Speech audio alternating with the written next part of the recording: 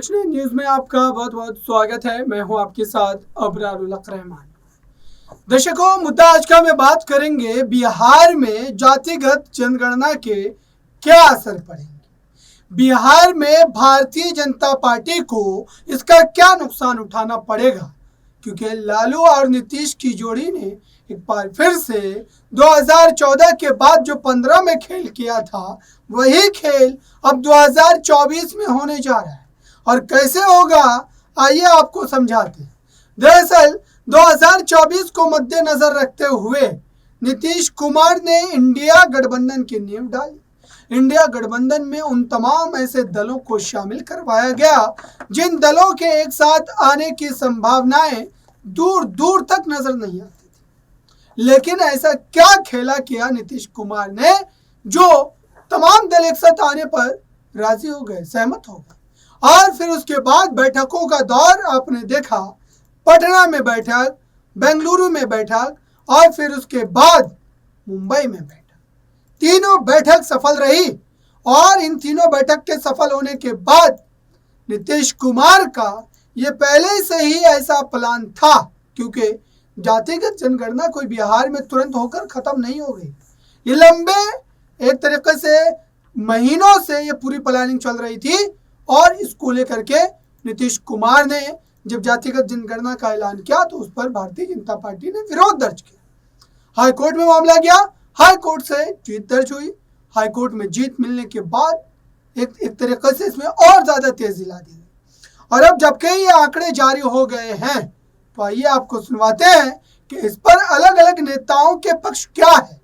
भाजपा इस पूरे जातिगत जनगणना को किस ढंग से समझ रही है। सबसे पहले आप नीतीश कुमार के इस बयान को सुनिए।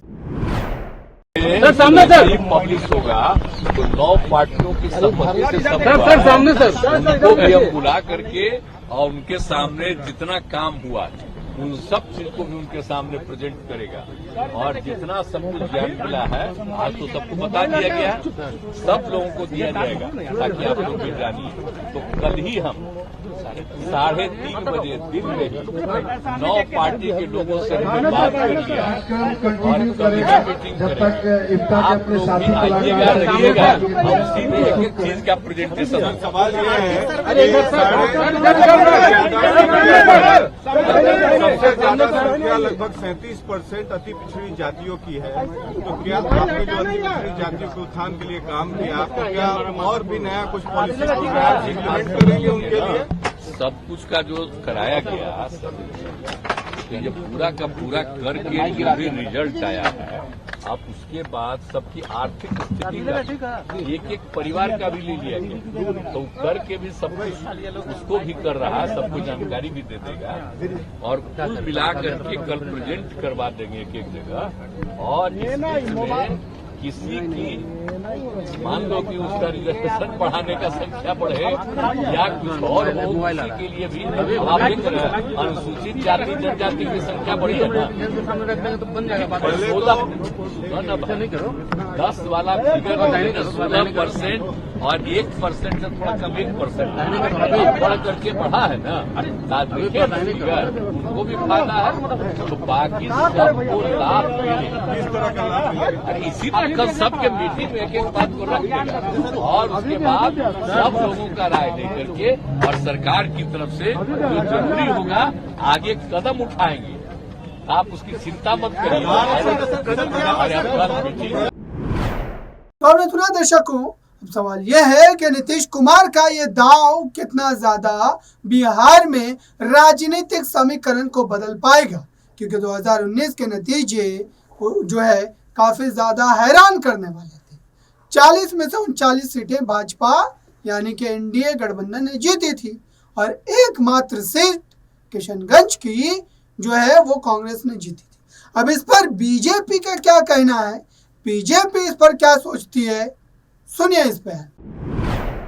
इस प्रकार का बयानबाजी, ये चुनाव आता है तो राजनेता और विशेष करके जो हमारे विपक्ष के नेता हैं उनका जीभ फड़कने लगता है।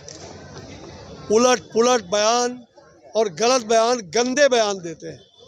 ये अत्यंत ही दुर्भाग्यपूर्ण है। ये देश के लिए, राजनीति के जो कार्यकर्ता या नेता हैं वो संयम बरतें। जिस प्रकार का बयान पिछले दिनों मैंने देखा, अब कोई ठाकरों पर बयान दे रहा है, कोई विभिन्न जातियों पर दे रहा है। ये जातियों के बारे में द्वेष फैलाना ये राजद का संस्कार है। जब चुनाव आता है तो जातियों को जातियों से लड़ाना, जातियों के बीच विद्वेष फैलाना, ये राजद और कांग्रेस तमाम ये इंडी गठबंधन के लोग सनातन धर्मावलंबियों को गाली देते हैं। तो आपने सुना दर्शकों, बीजेपी के पक्ष को नीतीश कुमार के बयान को लगभग जो है बिहार में अगर जातिगत की बात करें जनगणना की, तो उसमें यादव जो है वो 14% है और सबसे ज्यादा संख्या है उनकी। जाहिर सी बात है कि इस संख्या बल के हिसाब से आरजेडी का कुंभा जो है वो और ज्यादा मजबूत होगा। और इस बात को लेकर तेजस्वी यादव ने भी अपने पक्ष को रखा है। सुनिए उनके इस बयान को एक बार। नहीं, सबसे पहले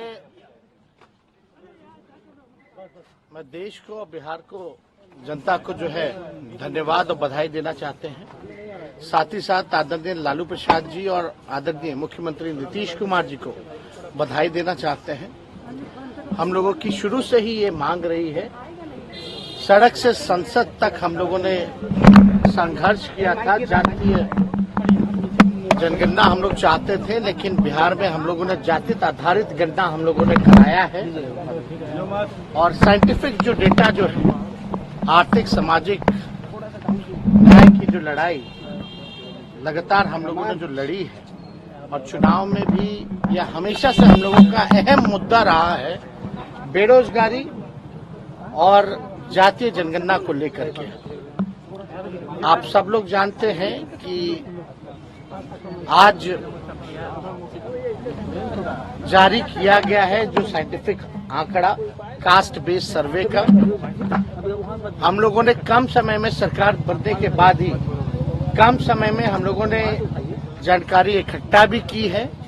और आज ऐतिहासिक दिन पर जो है ऐतिहासिक काम जो है हम लोगों ने किया है, जारी भी किया है। और आप सब लोग जानते होंगे कि कितने बार जो है अड़चने, बाधाएं जो है पैदा करने की कोशिश की गई भाजपा द्वारा। और जब हम नेता विरोधी दल थे तभी सदन में हमने प्रस्ताव रखा था, और माननीय मुख्यमंत्री जी का बड़ापन था कि उस समय एक कमेटी, ऑल पार्टी कमेटी जो है, प्रधानमंत्री जी के पास हम लोग गए थे। हमने ही प्रस्ताव रखा था कि प्रधानमंत्री जी से मिला जाए, जब बातें आ रही थी कि देश में जो है। तो आपने सुना दर्शकों, अब देखना यह है कि 24 की लड़ाई में स्थिति कैसे बदलती है, कैसे जातिगत जनगणना जो है वो भारी पड़ती है, या फिर एक तरीके से भाजपा के ही पाले में खेल चला जाए। इस पूरे मुद्दे पर नीरज कुमार ने भी निशाना साधा है, जेडीयू के बड़े नेता। लेकिन उससे पहले आपको आरसीपी सिंह के इस बयान को जरूर सुन लेना चाहिए।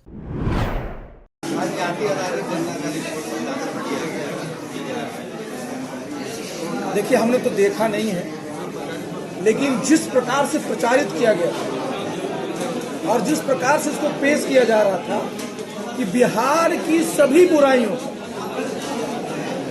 जो इलाज है वो जातीय जनगणना।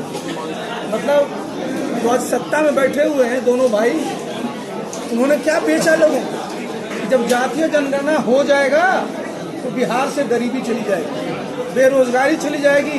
आज तो आंकड़ा आ गया सलमान जी। अब आप बताइए हमको, ये आंकड़ा का लोग भोजन करेंगे, खाना खाएंगे?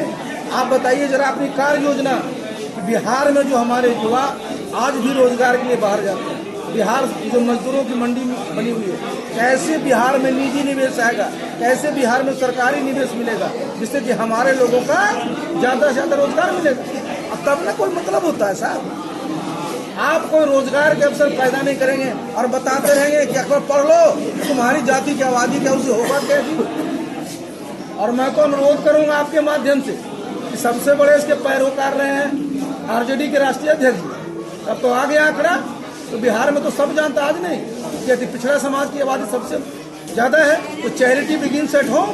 तो सबसे पहले तो अपना राष्ट्रीय जनता दल को अपना प्रदेश का अध्यक्ष बदलना चाहिए, प्रदेश अध्यक्ष, और तो पिछड़ा समाज को बनाए, तब ना आप सामने कोई नज़ीर पेश करिएगा कि जनता को सिर्फ दिन भर जात और धर्म में बांटते रहिए। तो ये शहमात का खेल लगातार चल रहा है। आप देखते हैं कि जातिगत जनगणना के जो असर है वो किस ढंग से देखने को मिलते हैं। फिलहाल खास रिपोर्ट में बस इतना ही।